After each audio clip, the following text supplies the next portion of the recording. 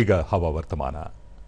ರಾಜ್ಯದ ಕರಾವಳಿ ಹಾಗೂ ದಕ್ಷಿಣ ಒಳನಾಡಿನಲ್ಲಿ ನೈಋತ್ಯ ಮುಂಗಾರು ಸಾಮಾನ್ಯ, ಕರಾವಳಿಯ ಬಹುತೇಕ ಕಡೆ, ಒಳನಾಡಿನ ಕೆಲವೆಡೆ ಮಳೆಯಾಗಿದೆ.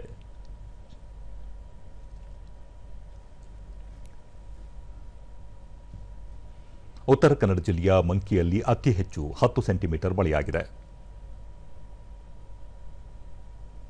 ಉಳಿದಂತೆ ಕಿತ್ತೂರು 6, ಮುದಗಲ್, ಗೇರುಸೊಪ್ಪ, ಬ್ರಹ್ಮಾವರ, ಸಿದ್ದಾಪುರ, ಕೊಟ್ಟಿಗೆಹಾರ 5, ಭಾಗಮಂಡಲ, ಕುಂದಾಪುರ, ಗೋಕರ್ಣ, ಮಂಗಳೂರು, ನರಗುಂದ, ಬೆಳಗಾವಿ, ರಬಕವಿ 4,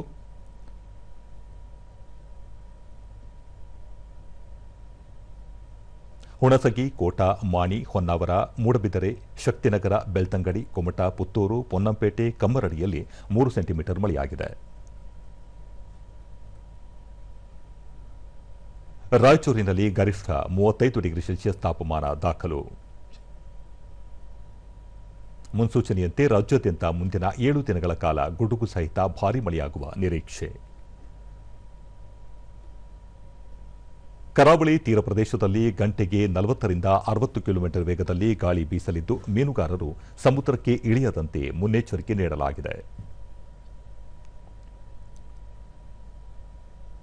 ಬೆಂಗಳೂರು ಸುತ್ತಮುತ್ತ ಸಾಮಾನ್ಯ ಮೋಡ ಕವಿದ ವಾತಾವರಣ, ಹಗುರ ಮಳೆ ನಿರೀಕ್ಷೆ. ಗರಿಷ್ಠ 30, ಕನಿಷ್ಠ 21 ಡಿಗ್ರಿ ಸೆಲ್ಸಿಯಸ್ ತಾಪಮಾನ ದಾಖಲು ಸಂಭವ.